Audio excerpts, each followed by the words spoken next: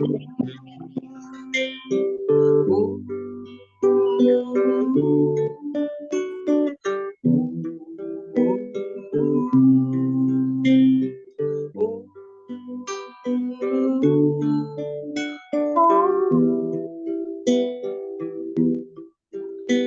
pergunta de onde vem esse olhar firme e seguro, quando tudo é desafio, quando tudo é tão escuro.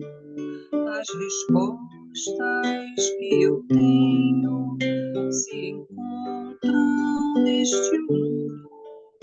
A certeza que eu sinto é o meu porto seguro. Eu me cerco, eu vigio, eu me importo, eu procuro, persevero, acredito, eu transformo este mundo. É da força do bem que eu me apego e caminho no poder que mantém meu coração protegido, e não há nada, nada a temer, pois a força do bem é o maior poder. É da força do bem que eu me apego e caminho no poder que mantém meu coração protegido, e não há nada, nada a temer, pois a força do bem é o maior poder.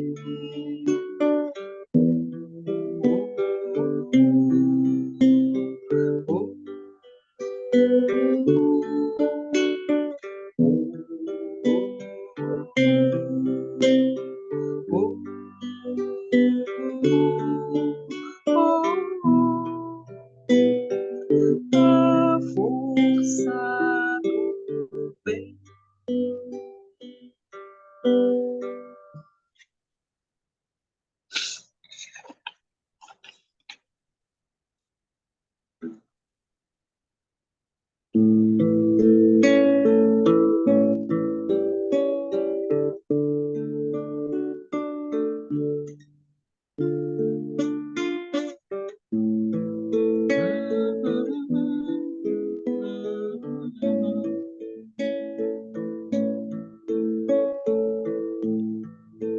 Eu quero ouvir a voz sem som,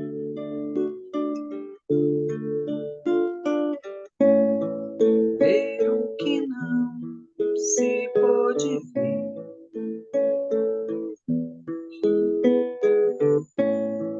achar em mim antigo dom,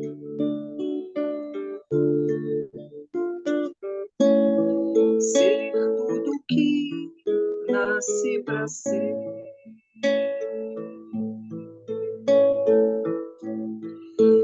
Eu quero ouvir a voz sem som,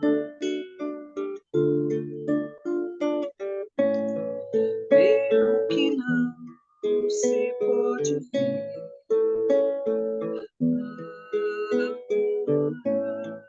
achar em mim antigo dom,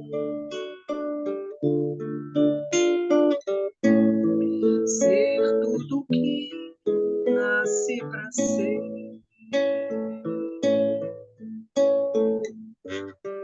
Vai se acabar a longa espera,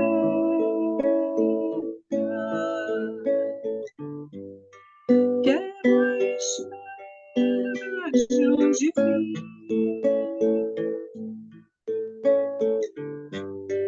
Vai se calar a velha fé,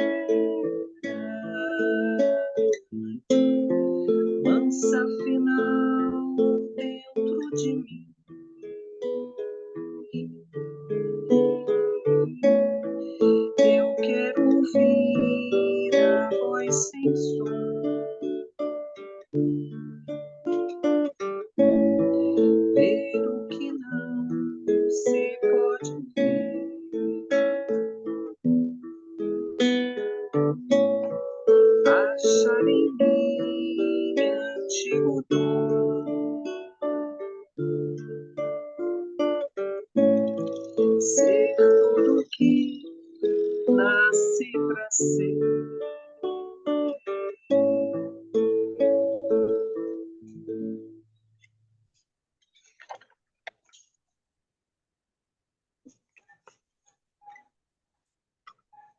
Dando boa noite aí para Isabela, o Wellington, o pessoal que a gente ainda não deu, Fátima.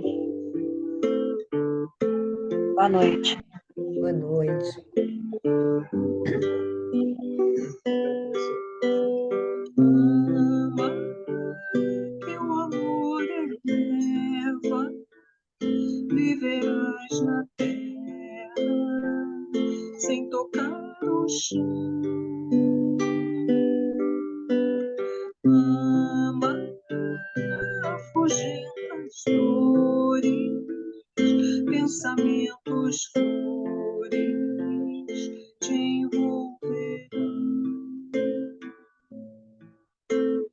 Ama que a natureza e toda a beleza é fruto do amor.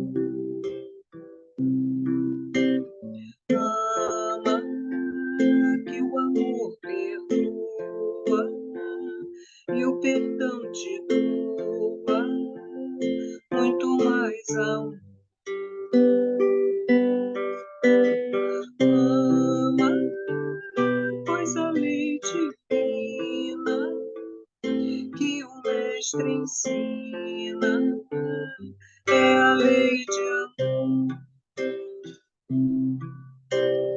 Ama que o amor eleva, viverás na terra sem tocar o chão. Ama afugenta as dores, pensamentos flores te envolverão.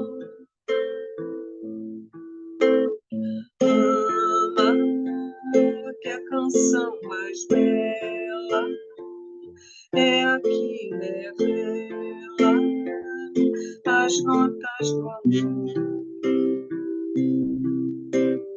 Ama que o amor te espera nas altas esferas pra compartilhar. Ama que o amor te inspira, faz do peito a lira, livre voar.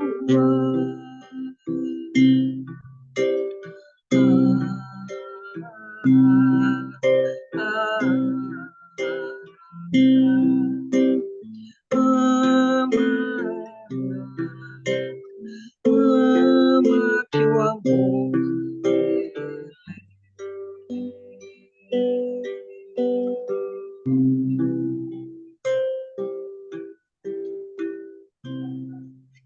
Bom, boa noite, meus amigos, sejam todos bem-vindos. Hoje a Gisele vai fazer a nossa prece, a página de abertura. Pode começar, Gisele. Então, uma boa noite para todos, né? E vamos então elevar o nosso pensamento, vamos nos unir aqui nesse propósito abençoado de aprendizado, onde nós convidamos aquele que é a razão da nossa busca permanente de elevação, de burilamento íntimo, Jesus, nosso mestre, nosso guia. Pedimos a Ele que mais uma vez nos envolva com suas doces vibrações amorosas nesse convite sempre para o amor, para o bem. E, Mestre Jesus, que possamos também ser envolvidos pela espiritualidade amiga que dirige, que orienta esse estudo, para que ampliemos a nossa capacidade de entendimento, de percepção da lição valiosa que com certeza iremos ouvir na noite de hoje, trazida aí pelos nossos mentores, que possamos assim, mestre, estarmos atentos e caminhemos juntos nessa direção única de desejar e de realizar o bem que estiver ao nosso alcance sempre. Pedimos a tua bênção para todos aqui presentes, para todos os familiares que são aqui representados, para a comunidade, né, da casa do Recanto de Maria, que tem esse trabalho tão abençoado, tão importante. E assim, vamos prosseguindo, mestre, confiante sempre na sua direção. Muito obrigado, que assim seja.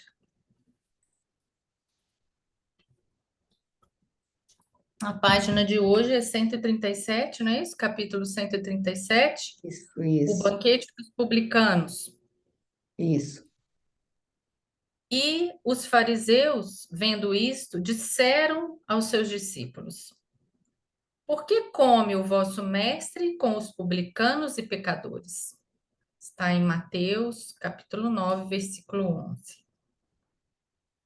De maneira geral, a comunidade cristã, em seus diversos setores, ainda não percebeu toda a significação do banquete do Mestre entre publicanos e pecadores. Não só a última ceia com os discípulos mais íntimos se revestiu de singular importância. Nessa reunião de Jerusalém, ocorrida na Páscoa, revela-nos Jesus o caráter sublime de suas relações com os amigos de apostolado. Trata-se de ágape íntimo e familiar, solenizando despedida afetuosa e divina lição ao mesmo tempo. No entanto, é necessário recordar que o mestre atendia a esse círculo em derradeiro lugar, porquanto já se havia banqueteado carinhosamente com os publicanos e pecadores. Partilhava a ceia com os discípulos num dia de alta vibração religiosa, mas comungara o júbilo daqueles que viviam à distância da fé, reunindo-os, generoso, e conferindo-lhes os mesmos bens nascidos de seu amor. O banquete dos publicanos tem especial significado na história do cristianismo. Demonstra que o Senhor abraça a todos os que desejem a excelência de sua alimentação espiritual nos trabalhos de sua vinha, e que não só nas ocasiões de fé permanece presente entre os que o amam, em qualquer tempo e situação, está pronto a atender às almas que o buscam. O banquete dos pecadores foi oferecido antes da ceia aos discípulos. E não nos esqueçamos de que a mesa divina prossegue em sublime serviço. Resta aos comensais o aproveitamento da concessão. Bem, essa passagem, né, de Mateus aqui, eu até dei uma olhadinha antes da gente começar o estudo, lá, né, vendo o capítulo todo, e a gente vê que Jesus, né, ele já havia ali realizado alguns dos seus milagres, né, ditos, né, milagres, e então ele já, vamos dizer assim, já estava muito conhecido, né, tudo que ele realizava, todo o bem que ele podia realizar. Com certeza a gente sabe que isso chama muita atenção, né? Todo ato de amor, todo ato de bondade, ele tende a chamar a atenção, mesmo daqueles que, vamos dizer assim, muitas vezes se encontram em uma situação ainda de equívoco, né? Porque o que se chama aqui pecadores, né? Eu acho muito interessante a gente pensar o que é pecado, né? O que é pecado? Por que que uma pessoa é pecadora, né? E o pecador é aquele que está né, num momento, vamos dizer assim, equivocado, né? Ele está errando o alvo, né? Está fora ali da compreensão, do entendimento da nossa realidade de espíritos imortais, da nosso processo evolutivo. Então, a gente sabe que são situações transitórias. E Jesus, obviamente, como é, né, o nosso condutor, né, o condutor de todos os espíritos encarnados nesse orbe, ou ligados a esse orbe, que estejam desencarnados, mas ligados a esse orbe, ele tem todo o interesse em todos, né, principalmente, né, enquanto nós não estivermos ainda nesse caminho, merece, ele dá ainda mais atenção. Então, eu acho que é isso aqui que o Emmanuel vem chamar a atenção da gente. Então, não é só dentro de um templo, né? Dentro das nossas casas espíritas, ou dentro de uma igreja, ou num momento de reunião religiosa, que o mestre está agindo, né? A todo momento, como ele colocou aqui, Jesus tem todo o interesse em oferecer esse banquete, né? De esse convite, estender esse convite, mostrar que apenas o bem vale a pena, né? Esclarecer, porque a gente sabe que a ignorância, ela também é um fator preponderante para o erro, porque ainda que a gente erre, né? A gente insista, às vezes, por capricho nosso, né? Por ainda insistir nos caminhos que não são os melhores para nós, quando a gente vai assimilando, né, a sua mensagem, a gente tem pressa em se corrigir, em retornar aquele caminho, né? A gente dá umas escapadas às vezes, mas a gente vê que não é por aí e a gente vai retornando. Então, nessa passagem aqui, ele frisa isso, quer dizer, o mestre, ele atende já a todos que compartilham com ele, né? O entendimento já, a busca, né? Desse caminho, né? De boas realizações, de autoburilamento, mas de forma alguma ele jamais estará ausente, né, de qualquer situação ou diante de qualquer pessoa, irmão, que se interesse. Esteja ele em que momento estiver, aonde ele estiver, ele vai oferecer esse banquete, como ele colocou aqui, né? Alimentação espiritual, né? Isso não é nunca negado qualquer tempo e situação que ele colocou aqui, atendendo as almas. E a gente sabe disso, né? Inclusive aí depois a gente vê nas obras aí do André Luiz que a gente está estudando, os exemplos disso, né? Quantas vezes os mentores, os orientadores das tarefas, eles demonstram isso. Que Jesus ele passa a ser observado e conhecido através das ações no bem, né, de cada um de nós, onde a gente puder intervir e prestar um auxílio, aquilo ali vai, com certeza, chamar a atenção para aquele que é o divino dispensador de todo bem, né? Então, não tem ele coloca aqui claramente, né? Que a gente não pode ter nenhuma dúvida e nenhum preconceito achando que Jesus está, né, nessa ou naquela religião, nesse ou naquele tempo exclusivamente. Ele está a todo momento, em todo lugar, oferecendo seu alimento espiritual. Não sei se é isso aí, se basta, se completa aí, Pepita. Não, tudo bem. Gente, eu pedi a ela para a gente procurar fazer a prece e o comentário da página nos 10 minutos, e aí ela Passei? atendeu cravado, né? Né? Foi? Foi. Nossa. Então, porque senão a gente vai passando o outro. Tá bom. Então, a gente vai passar para Missionários da Luz. Nós ainda estamos no capítulo 2 da Epífise e temos andado pouquinho mesmo.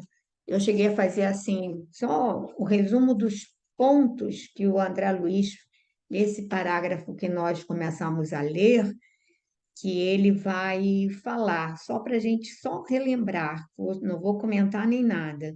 Então, que ele coloca que a epífise conserva ascendência em todo o sistema endócrino, que é ligada à mente através de princípios eletromagnéticos do campo vital que a ciência, pelo menos naquela época, ainda não podia identificar. Hoje a gente sabe desses hormônios, dessas secreções, que comanda as forças subconscientes sob determinação direta da vontade, que as células nervosas, elas constituem os fios telegráficos para as ordens imediatas a todos os departamentos celulares, que comanda os suprimentos de energias psíquicas a todos os armazéns autônomos dos órgãos do nosso organismo, que é um manancial criador dos mais importantes e que suas atribuições são extensas e fundamentais. A controladora do nosso mundo emotivo, a sua posição na experiência sexual é básica e absoluta, ou seja, ela tem uma ascendência sobre todo o nosso sistema, os órgãos sexuais, as nossas funções sexuais e tudo mais. Aí ele vai comentar que todos nós, agora, ou no pretérito, viciamos esse foco sagrado de forças criadoras, transformando num ímã relaxado entre as sensações inferiores de natureza animal. E que toda vez que nos divorciamos, nos distanciamos da lei do gozo, e abraçando desregramentos emocionais, aí nós acarretamos a nossa multimilenária viciação das energias geradoras, carregados de compromissos morais com todos aqueles a quem nós ferimos com esses desregramentos. Aí ele vai dizer que do lastimável menosprezo a esse potencial sagrado vão decorrer os fenômenos dolorosos da hereditariedade fisiológica. E aí ele vai falar ainda que a perversão do nosso plano mental consciente determina a perversão do nosso psiquismo inconsciente. Isso é bem grave, bem sério. Então, a perversão do nosso plano mental consciente determina a perversão do nosso psiquismo inconsciente, encarregado da execução dos desejos e ordenações mais íntimas, na esfera das operações automáticas. E aí a gente vai continuar aqui com a vontade desequilibrada, que a gente tinha parado um pouquinho mais à frente, mas só para a gente prosseguir. Quer começar, Verônica? Então, eu não achei o parágrafo que eu não usei o livro semana passada. E, Verônica, não é parágrafo, nós estamos no meio de um parágrafo enorme. Quase tudo isso que eu resumi é desse parágrafo que começa Quer que eu leia? segregando Leia alguém, delicadas depois eu energias leio. Eu posso psíquicas. ler. Eu Pode. posso ler. Eu estou perdida de fato do outro resto, mas eu posso ler, porque eu já achei no livro. Tá, vamos lá. A perversão você já leu. A A vontade. vontade desequilibrada desregula o foco de nossas possibilidades criadoras. Daí procede a necessidade de regras morais para quem, de fato, se interesse pelas aquisições eternas nos domínios do espírito. Renúncia, abnegação, continência sexual e disciplina emotiva não representam meros preceitos de feição religiosa. São providências de teor científico para enriquecimento efetivo da personalidade. Nunca fugiremos à lei cujos artigos e parágrafos do Supremo Legislador abrangem o universo. Ninguém enganará a natureza. Centros vitais desequilibrados obrigarão a alma à permanência nas situações de desequilíbrio. Não adianta alcançar a morte física, exibindo gestos e palavras convencionais. Se o homem não cogitou do burilamento próprio. Fiquei com o tom, né? Não adianta alcançar a morte física, exibindo gestos e palavras convencionais, se o homem não cogitou do burilamento próprio. A justiça que rege a vida eterna jamais se inclinou. É certo que os sentimentos profundos do extremo instante do espírito encarnado cooperam decisivamente nas atividades de regeneração além do túmulo, mas não representam a realização precisa. Vamos parar aí, Maite? Paro. Sim.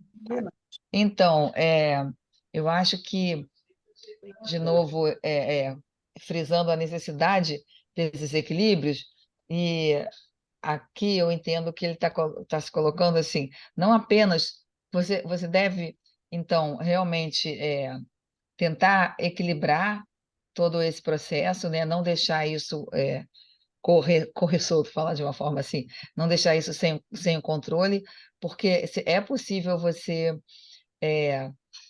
fazer renúncias, abnegar, ter disciplina emotiva, ter disciplina né, sexual, continência sexual, e que isso não é só uma questão religiosa, não é só para seguir a religião, qualquer que seja, para dizer que você é uma pessoa praticante da fé, então eu vou seguir. Não é apenas isso, muito mais do que isso, porque obviamente que, pelo que ele fala, né, não adianta que se você desrespeitou tudo isso e morreu, você vai levar essas impregnações para o plano espiritual. Mas, além disso, o que eu vejo também é que isso dá todo um desequilíbrio no seu plano material, com doenças, com problemas de relacionamento, que tornam um ciclo vicioso muito ruim e que prende a pessoa nesse ciclo vicioso, né? E me passou também pela cabeça, né? Então, assim, claro, porque se a pessoa está com desequilíbrio nessas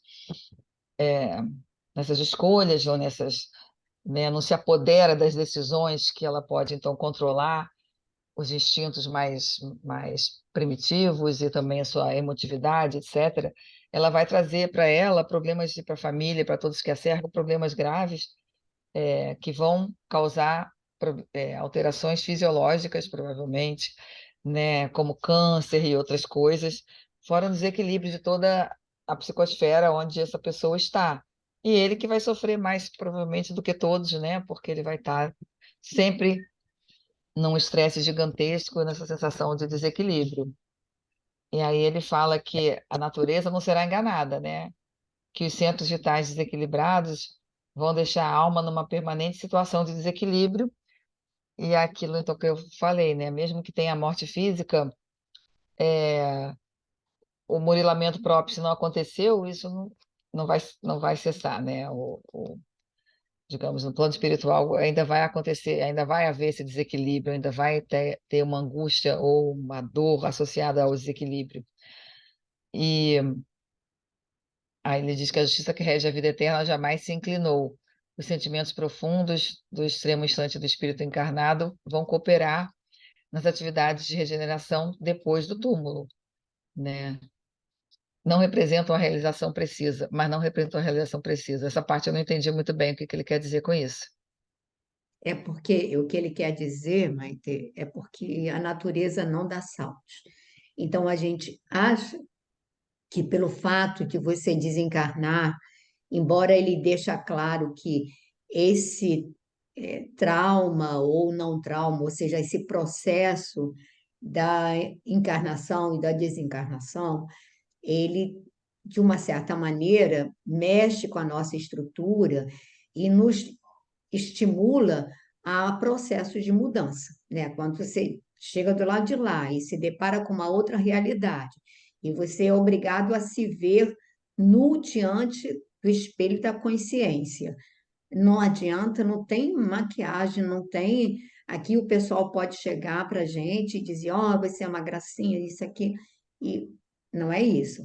Então, ele deixa claro que mesmo que a gente, digamos assim, diante de uma realidade e a gente se propõe a um processo de mudança, que é assim que acontece com a gente.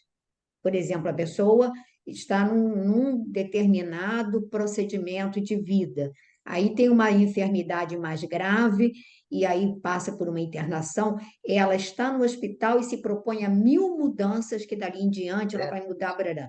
Ela sai de lá Na primeira semana ele ainda sai com aquele propósito, mas a maioria volta aos antigos hábitos. E a mesma coisa nós enquanto espíritos. Quando nos deparamos com determinadas situações, nós juramos que vamos mudar. Tanto é que nós reencarnamos com o propósito de uma mudança.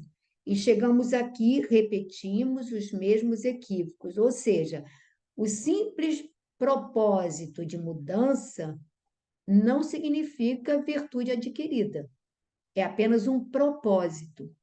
Então, só será virtude quando nós consolidarmos esse propósito em ações. É isso que ele quer dizer nisso aí. Mas antes de eu falar, eu gostaria até que outras pessoas se colocassem, porque assim, é um pedacinho de nada, mas tem tanta coisa aí que eu Eu acho que queria, em relação a esse pedaço que a Maitê falou, eu também entendi que assim, que ele fala que, quando ele fala do extremo instante, eu entendo que seria a morte, o momento do desencarne, sim, né? Então, se você, naquele momento, você tem um sentimento, vamos dizer, ou de arrependimento, algo que seja sincero para dar uma guinada, vai te ajudar quando você fizer essa passagem. Mas é diferente de você fazer um trabalho permanente, né, de busca de mudança, enfim, de burilamento, como ele fala aqui, né? Eu entendi assim, tá? Eu não sei se eu entendi errado, quando ele fala não, o Glorinha, extremo instante, é isso mesmo. é, Só que o que ele quer dizer é que o fato de nos arrependermos nesse supremo instante não sim, significa que não vai mudamos, significar, porque a gente volta a reencarnar e repetimos o mesmo erro, o que é, significa que o propósito é, não passou de propósito, é, entendeu? Por isso que ele diz quando ele, é, quando ele fala sentimentos profundos, né, eu vejo é, como algo que seja sincero, né, não seja algo assim, né, que você, eu acho que para ser ajudado é importante, né, para ser auxiliado, para ser amparado, esse momento do desencarne, de como você está, é importante, né, a gente sabe, mas isso não significa que seja a mudança na nossa vida, né, na nossa maneira de Eu entendi que é como se assim, já vai ajudar, mas não é quer dizer que zerou tudo, apagou tudo e agora está Não, tudo de jeito solto. nenhum, a gente sabe que não. Aquilo está impregnado. Eu acho que como ele está ligando também a essa questão da hipófise, aqueles hábitos de alguma forma ficaram estão impregnados enraizados, eles estão na enraizados. nossa essência espiritual, como se fosse uma coisa assim, né? E aí é um trabalho, como ele disse, a lei jamais se inclina. Olha só, olha essa colocação do André Luiz, é bem, a lei jamais se inclina, ou seja, não é porque a gente está profundamente arrependido, não é porque que vai, como você disse, vai zerar ou vai mudar. Nós precisamos transformar essa energia viciosa ou viciada em uma coisa salutar. E aí isso vai ter que ter um exercício. Aí entra o trabalho de renúncia, de disciplina, de educação mental, entra tudo isso, né? Que é uma coisa difícil para a gente. Fala, Verônica. Não, tô só concordando. Né? Então, mas alguém gostaria de comentar mais alguma coisa nesse trechinho? Senão a gente vai. Porque aí ele vai dizer que centros vitais desequilibrados, obrigarão a alma à permanência nas situações de desequilíbrio. Então, mesmo que a gente manifeste um profundo arrependimento, vai ajudar, com certeza, e aquilo vai facilitar o amparo, vai ajudar. Mas tudo que a gente lesou tem que reparar.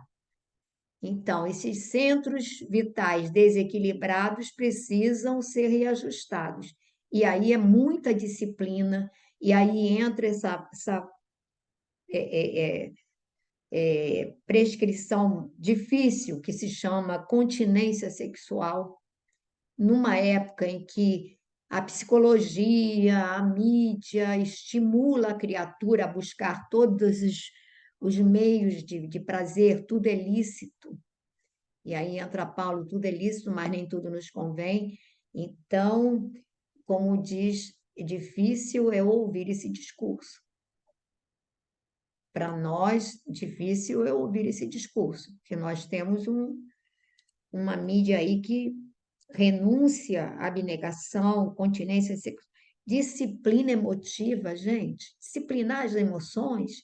Hoje estamos no período em que todo mundo vive estressado e todo mundo tem direito a ter petit estresse. Nem que isso aí crie um clima terrível ao redor, em todo canto. Então, tudo isso aqui, você veja que como isso é atual, como precisamos trabalhar essa vontade, como diz o Leon Denis, né? A vontade, a alavanca é a alavanca do nosso querer mesmo. Primeiro você tem que ter vontade, tem que ter um desejo verdadeiro e direcionar isso para uma maneira positiva. E aí, E os espíritos falam, né, o Pepita, que lá no livro dos espíritos, né, que na verdade nem são tantos assim os esforços, falta é vontade mesmo, né? falta vontade. O que nos Mas, falta é vontade, né? A gente sabe, meio que fica querendo ver se dá certo, Por continuar isso do que, jeito que tá, né? por isso que a dor entra para dar uma forcinha, né? É, é, A dor, a aí dor, a nossa vontade começa a mudar, né? é só a dor. Eu acho que a gente é muito renitente mesmo, muito, muito, muito rebelde. Tem que doer mesmo, porque senão não vai. E a verdade, se a gente olhar, você vê, ele está falando na epífise, naquela luz, né, que ele mostra do médium iluminado. Como é que você vai chegar a esse ponto se você não tem controle sobre os seus impulsos mais primitivos, né? Vamos dizer assim, aqueles que nos trazem acorrentados ao chão, né? Que é essa questão da sexualidade mesmo, né? A questão dos nossos descontroles emocionais, por aí vai, né? Então, esses centros vitais, até chegar aqui, é muito trabalho, né? é. Muito trabalho A de gente tem, assim, disciplina, né? eu acho que vale a gente lembrar desses exemplos que a gente tem estudado. Por exemplo, a gente tem o caso do Hermínio Miranda e daquela médium que ele dá o pseudônimo de Regina, que trabalhou com ele, que eles têm vínculos, vêm, digamos assim, encarnações consecutivas desde o Antigo Egito, desde lá, 4.000 anos antes de Cristo, desde lá, sacerdotisa, sacerdote, eles tinham vínculos. É impressionante que eles sempre tiveram uma atração fortíssima que os perdeu, não é? E aí ela vai narrando as situações, o que, assim, que ela, as loucuras que ela praticou por causa dessa paixão, por causa desse amor. E nisso, aí ele dá um avanço, ela fica. Ele dá um avanço, ele já chega na época da Grécia, na época de Sócrates, já na filosofia, já como sabe, coisa e tal. E ela. Bom, eles vêm rolando, gente. Põe lá 4.000 anos, rolando, rolando, rolando. Aí, de repente, numa reencarnação, século XX, eles se deparam novamente. Ela pior, que ela tem uma mediunidade espetacular e ela o identifica. Mas, assim, a coisa é extremamente comovente. Ela o identifica, ele não a identifica, mas ela imediatamente o identifica. Os filhos que eram dele, ela sabia que eram os filhos que ela já tinham sido dela e tudo mais. E a partir dali, eles têm que optar para trabalhar num total altruísmo, numa total fraternidade, totalmente, digamos assim, de continência de disciplina, de sublimação. A palavra é sublimação do sentimento. E ela, nessa encarnação, em que ela vem com o problema da cor, que inicialmente ela não aceita, né? Que ela é mulata, a mãe negra, o pai claro. Aí ela tem o problema da cor, o problema do cabelo, que ela não aceita, a, a pobreza extrema na infância, a luta toda que ela enfrentou, ela passou a vida inteira sozinha, sozinha. Ela precisava sublimar. Enquanto ela não sublimou, ela não, aí ela desencarna como completista, mas quanto tempo a gente vê isso? A gente vê isso com a Ivone do Amaral Pereira. Um espírito de uma vontade impressionante, coisa e tal, mas de paixões alucinantes. Como o seu Afonso, que foi filho dela nessa encarnação, em que ela foi a Leila. Então, ele diz paixões, assim, alucinantes. E ela não conseguia. Ele mesmo declara isso, né? O Charles. Ela amava o companheiro, mas amava o outro. Então, ela sempre viveu num triângulo amoroso. E isso foi uma loucura, a levou ao suicídio em mais de uma etapa reencarnatória, até que ela resolve se optar pela renúncia, pela continência, pela sublimação. Não pense que aí é a tal história. Para que a coisa ela valha mesmo, você vai passar pela prova. Então, ela teve proposta de casamento, ela, como toda pessoa, ainda mais que ela não tinha família, quer dizer, ela precisava de amparo. Ela teve proposta de casamento de uma pessoa bem conceituada, era oficial da Marinha, coisa e tal. Isso a gente sabe por amigos íntimos dela, que conviveram, né, que era o nascimento, era conhecido e tudo mais. E ela foi dizer, não, doutor Bezerra disse não, o casamento não está na sua programação. Ela desencarna como completista. E a gente diz assim, quando ela desencarna, segundo Chico, ela tinha o direito a ficar 500 anos escolhendo para onde ela quisesse ir, pelo trabalho com memória de um suicida e pelos outros trabalhos, mas basicamente com memória de um suicida. Então ela vai como completista, mas ela rola milhares, né? Pelo menos a gente tem desde antes de Cristo, a gente tem relatos dela desde antes de Cristo, milênios aí rolando, repetindo a experiência. Então, só para que a gente saiba que não é fácil. Mas se você quer sublimar, não tem como não ter a famosa disciplina, a famosa continência, a sublimação dos sentimentos. A gente tem o romance também, Memórias do Padre Germano. Quem não leu, leia. É lindo demais, é sublime, é lindo demais.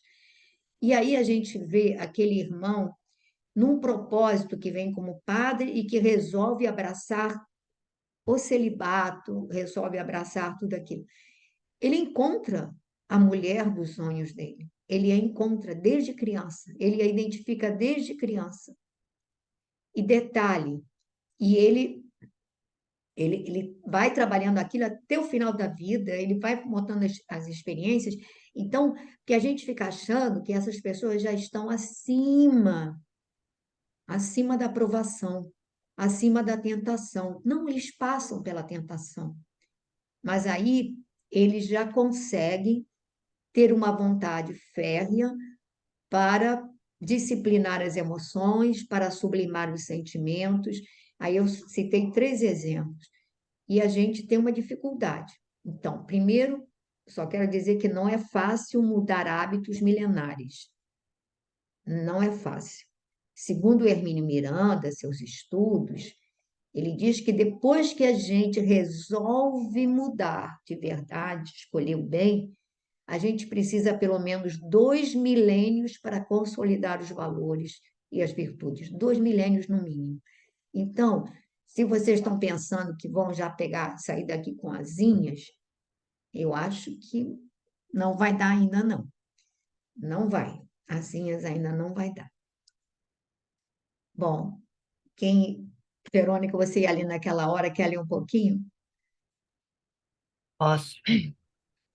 O instrutor falava em tom sublime, pelo menos para mim, que pela primeira vez ouvia comentários sobre consciência, virtude e santificação dentro de conceitos estritamente lógicos e científicos no campo da razão. Agora aclaravam-se meus raciocínios de modo franco. Receber um corpo nas concessões do reencarnacionismo não é ganhar um barco para nova aventura ao acaso das circunstâncias, mas significa responsabilidade definida no serviço de aprendizagem, elevação ou reparação nos esforços evolutivos ou redentores. Compreende agora as funções da epífise no crescimento mental do homem e no enriquecimento dos valores da alma? Indagou-me o orientador. Sim, respondi sob forte impressão. Leio, porque aí depois vai engatar um parágrafo grandão. Esse parágrafo vai ter que ser lido aos pedacinhos, mas você pode começar só um pouquinho dele. Segredando unidades, força, continuou, pode ser comparada à poderosa usina que deve ser aproveitada e controlada no serviço de iluminação, refinamento e benefício da personalidade, e não relaxada em gasto excessivo do suprimento psíquico nas emoções de baixa classe. Reforcilar-se no charco das sensações inferiores, à maneira dos suínos, é retê-la nas correntes tóxicas dos devarios de natureza animal e na despesa excessiva de energias ruins. Muito Energias sutis. Muito dificilmente consegue o homem levantar-se do mergulho terrível nas sombras, mergulho que se prolonga além da morte corporal. Vamos parar aí? Bom, continuando, né, André veio falar que era a primeira vez que ele estava ouvindo aqueles conceitos, né, fora do círculo religioso, né, que ele estava acostumado a ouvir, como ele coloca ali, como se fossem preceitos meramente religiosos, quando ali o instrutor estava ensinando para eles que esses preceitos tinham suas raízes em termos na própria epífise e, consequentemente, no próprio perispírito e, por sua vez, anteriormente a tudo, no próprio espírito, né? Então, com isso, esses conceitos se aclaravam para ele, tinha uma razão lógica, já não era um preceito que tem que fazer porque tem que fazer porque a religião manda. Não, ali ele começava a entender que, de uma forma lógica e racional, que esse modelo que ele colocou ali de conduta, ele representava muito, muito além de um preceito moral, mas sim um preceito de natureza científica, de um preceito de ordem divina mesmo, que estava esculpido nas leis da natureza e, consequentemente, em nós, né? E que se a gente não cumprisse, consequências para o nosso corpo espiritual se acarretariam. E aí ele começa a raciocinar e como em que engrandece para ele a possibilidade de receber um corpo para reencarnação, né? Como ele coloca aqui, não é apenas ganhar um barco para nova aventura, ou seja, não é apenas ganhar um corpo físico para uma nova vida, uma nova etapa, mas sim, como ele coloca aqui, significa responsabilidade definida nos serviços de aprendizagem. Ou seja, na verdade, esse corpo vai servir de instrumento, né, para aprendizagem, elevação e reparação. Então, é uma coisa muito maior. E aí, vamos tentar continuar aqui. Ele vai falar agora da epífise, como que a epífise ela consegue, se bem utilizada, enriquecer os valores do homem, né? Como ele coloca, como poderosa usina que deve ser aproveitada no serviço de iluminação, refinamento e benefício, porque esse caso contrário, ela apenas vai servir para canalizar essas emoções de baixa classe, e com isso, como ele coloca aqui, quando a gente relaxa nesse cuidado, ela gasta-se a nossa energia de uma forma excessiva com essas emoções de baixa classe. Dificilmente, quando a gente, como ele coloca aqui, se reforcilar-se nos charcos das sensações inferiores, que ele coloca até de uma maneira muito forte, né, a maneira de suínos, né, como se a gente desse aso a ela, apenas aos nossos instintos animais, aos nossos instintos inferiores, é como se esquecêssemos que já estamos na era da razão e nos portássemos unicamente como animais, que aí ele coloca, estaria envolto ali na lama, né, no charco, e dificilmente ele consegue levantar do mergulho dessas sombras. E aí, gente, é aqui que você estava falando, né?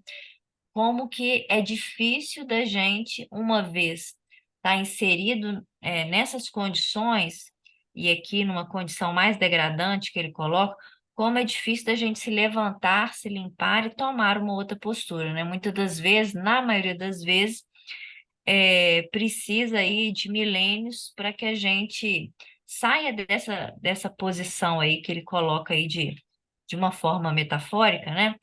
De suínos no charco da lama ali. Mas vocês vão falar com mais propriedade. Não é a primeira vez que Emmanuel, porque isso aqui vem com a assinatura do André Luiz, mas a gente sabe que o Emmanuel, ele faz parte dessa equipe e que até é orientador nesse trabalho. E a gente vê em várias páginas de Emmanuel quando ele indiretamente nos chama de suínos. Porque ele poderia dizer que nós somos como animais, como cães, como gatos, mas não, ele vai falar do suíno que se refocila, ou seja, que se prazerosamente fica ali naquela lama, naquele lodo, naquele. Então, ele coloca numa maneira bem pejorativa. E é como você falou, é uma escolha nossa, porque ele fala que a gente vicia esses centros vitais, viciamos a função dessa glândula sublime, dessa usina geradora. E aí, a gente, às vezes, né, eu não entendi, às vezes, quando diz assim, não, você pode usar, canalizar essa energia sexual, pode ser canalizada para arte, para isso, para aquilo. Eu entendia, mas não entendia. Como esse capítulo me dá esse entendimento. Porque na medida em que a epífise, ou pineal, como quer dizer, ela coordena tudo, ela segrega essas energias, essas unidades força, ela alimenta toda a nosso campo energético, ela nutre tudo. Então, você pode automaticamente canalizar que ele vai dizer que é uma usina criadora, né, de um potencial criador. Então, a epífise é que tem esse potencial criador. Se a gente canaliza essa energia que deveria ser divina, ou é divina, para os prazeres, como ele diz, com a maneira de suínos, nós estamos viciando esses centros de força, nós estamos relaxando a função divina dessa glândula, e aí ele deixa claro que, olha, você pode usar essa força, essa energia que vem, essa usina, para a ciência, para a arte, para né, para um estudo qualquer que você se empenhe. Aí fica mais fácil de entender, porque não sei se vocês talvez entendessem tranquilamente. Para mim, ficava assim, sabe aquela coisa que você entende, mas que não fica claro? Mas esse capítulo, para mim, agora fica claro que, na realidade, essa usina criadora, ela manda a energia que você que vai dar o uso que você quer. Então, eu pego essa energia, e canalizo todo para as minhas experiências sexuais, né? E aí eu consumo minha energia, relaxo meus centros de força, ou eu uso essa energia, amo, sei lá, amo os animais, ou amo a ciência, ou amo, e aí você potencializa, aí fica claro. Para vocês, alguma vez vocês tiveram assim essa dificuldade ou é só a minha? Assim, pelo menos agora para mim ficou bem mais claro, né? Não sei para vocês. João, fala, João, que você está aí muito parado aqui. Não, é isso mesmo. Você sabe que você falando, a gente inconscientemente eu tinha também. Como é que, na verdade, minha dúvida era como é que a gente tira, né? Porque cada um às vezes tem algo que precisa canalizar, né? Às vezes o outro, a sexualidade não é tão aflorada no sentido do mau uso, mas tende para outras questões, né? Então, como é que você tira? Minha dúvida sempre foi essa. Como é que você tira todo esse foco, toda essa potencialização para algo e canaliza para outra, sem que aquilo se perca, porque também não é ruim, nada é ruim. O sexo não é ruim, muito pelo contrário. A gente for lá ver lá Vida e Sexo lá, né, do Emmanuel, ele fala lá claramente que o sexo é divino.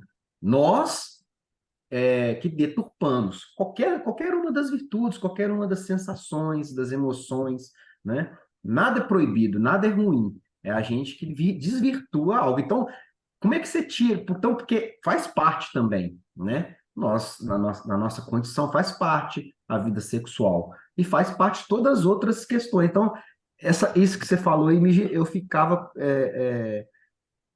nessa dúvida. Como é que você faz? Sem você abrir mão de algo que não é ruim, mas é que é a gente que deixa mal, né? Mas também, como é que a gente faz essa Que a distribuição? Glorinha quer te ajudar, quer falar. Fala, Glorinha. Não sei se vou ajudar, não. Eu vou falar o que eu acho assim. É, esses centros vitais são diversos, né?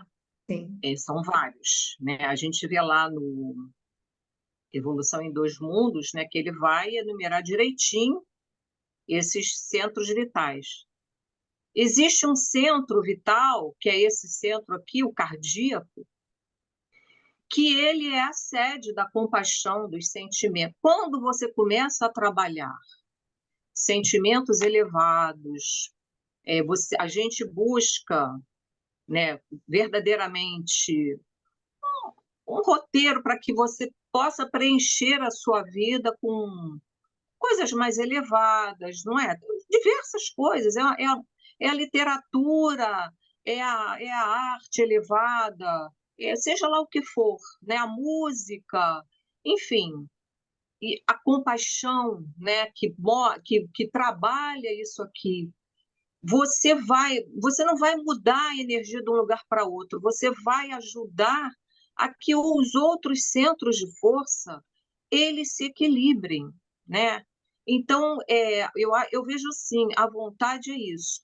É quando você quer promover uma mudança, né? E a gente sabe que a gente não vai ser compassivo o tempo inteiro, a gente não vai ser, né? Não vai ter bons sentimentos o tempo inteiro, mas a gente reconhecer que isso é uma alavanca para a gente promover equilíbrio, sabe? Esse centro aqui, ele dialoga com esses centros e com os centros inferiores. Quando você começa a preencher com coisas elevadas, você vai movimentar essa energia e vai distribuir para os centros, vamos dizer assim, inferiores, né? Que são aqui, onde você tem aqui perto do baço, que é a raiva, a ira, não é? esplênico, tem o esplênico, o Exatamente. Aí genésico, você tudo. desce, né? As glândulas suprarrenais, quando você, né, é uma pessoa impulsiva. Então, quando você trabalha aqui, você vai equilibrando os outros centros, você vai substituindo sentimentos, você vai, né, trabalhando, vai controlando os seus impulsos. É um trabalho fácil? Não é, mas é um trabalho de consciência, né? Eu acho que a gente, lendo assim, André Luiz, a gente vai vendo que tudo. E aí tem toda uma conexão, né? Para cima e para baixo. Justamente aqui, ó, é o do meio. 3 para cima, 3 para baixo, né? Temos 7 centros vitais assim principais, né? Ô, Glorinha, E é isso você que eu começa a entendi. trabalhar. Ó, a senhora do tempo já disse que a gente tem 9 É, minutos. Vocês resumam aí, pois é João e muito Glorinha. bom, né? A É isso gente. que a É Glorinha falou, que pena eu que. acho que é isso mesmo. Eu entendi. Perfeito, Glorinha. Você trouxe, clareou aqui. Você não esvazia algo, você Não, equilibra. Você equilibra. Porque É um é, processo natural, eu acho eu que é entendi que você tinha que tirar tudo de algo ali, quer dizer, natural e é, inconsciente, ó. você se equilibra totalmente, né? Todas as energias, todos os sentimentos. É um equilíbrio, não é um é por esvaziamento isso. de algo, né? É por Ó, isso que os espíritos nos aconselham a fazer o bem, não é? A ter sentimentos elevados. Isso como ele fala aqui, é científico, né? É científico. ó, E tem outra, posso falar rapidinho? Aqui, esse centro aqui, o cardíaco, ele está ligado a uma glândula chamada timo. Sabe o que que essa glândula segrega? Os os glóbulos de defesa. A Maitê deve saber falar melhor do que eu. Os Glóbulo glóbulos branco. que defendem o nosso corpo. imunidade, onde já está. Ele, Imunidade, então, trabalham a nossa imunidade. imunidade. Olha só que coisa. Quando você estimula a compaixão, o bem, é, você está se tornando, você está trabalhando a sua imunidade, você está ajudando a sua saúde, né? Então, nada é solto assim, né? É muita sabedoria, né? Dentro desse nosso corpo físico e espiritual, né? Trabalhando junto ali. Bom, gente, agora nós temos realmente menos minutinhos, só 7 minutos. Nem ouvi a Eu vou Gracinha hoje, não vai dar. Isabela, o Wellington ficaram aí totalmente.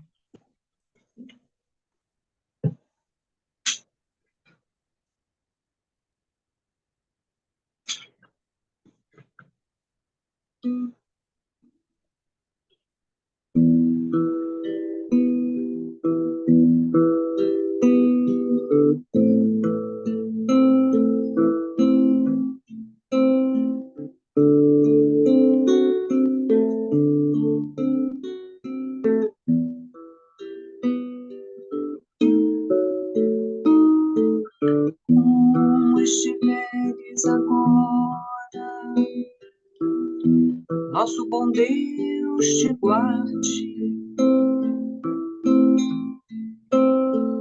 Como estiveres pensando, nosso bom Deus te use. Onde te encontres na vida, que Deus te ilumine. Com quem estejas seguindo, nosso Senhor te guie.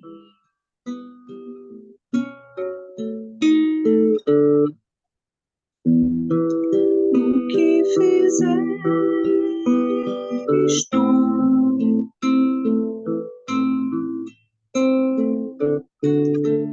é só o bom Deus que possa te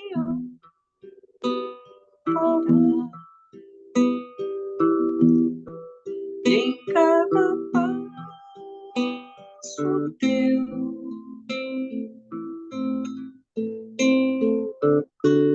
aonde Deus irá te abençoar.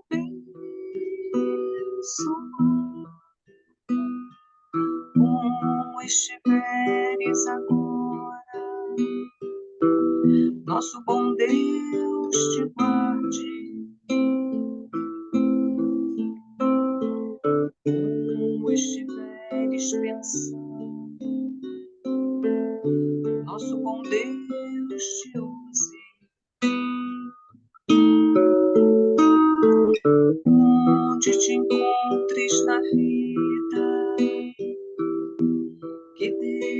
angústia no mundo, com quem me estejas seguindo, nosso Senhor te guie.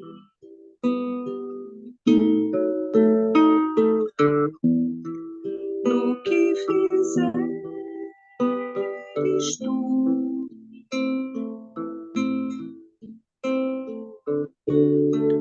peço ao bom Deus que possa te amparar, e em cada passo teu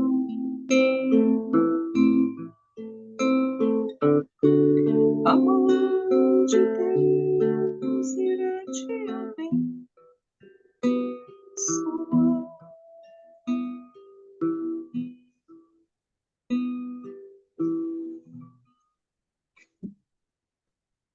Então, nesse momento, agradecemos, Senhor, pela oportunidade que nos concedes de nos reunirmos em Teu nome para o estudo dessas obras tão elucidativas, tão ricas de ensinamentos. Permite, Mestre, que esses ensinamentos não fiquem apenas na superfície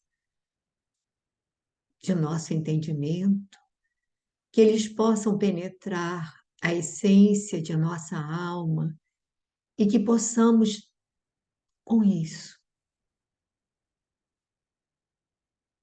levantar a alavanca da vontade, elevarmos e direcionarmos a nossa vontade no propósito de nos melhorarmos, de nos educarmos, de disciplinar as nossas atitudes, os nossos pensamentos, o nosso querer, o nosso sentir, o nosso agir. Então, Mestre querido, ajuda-nos nesse propósito.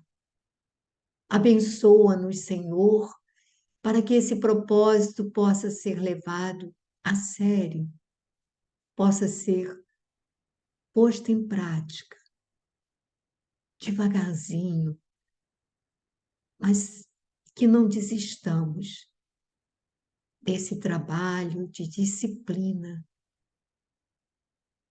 do nosso ser, do nosso sentir, do nosso agir. Pedimos também que abençoes a todos os espíritos que foram trazidos para participar desses momentos conosco. Te pedimos que abençoes os nossos lares, aqueles que passam pela nossa mente, os nossos familiares, os nossos filhos.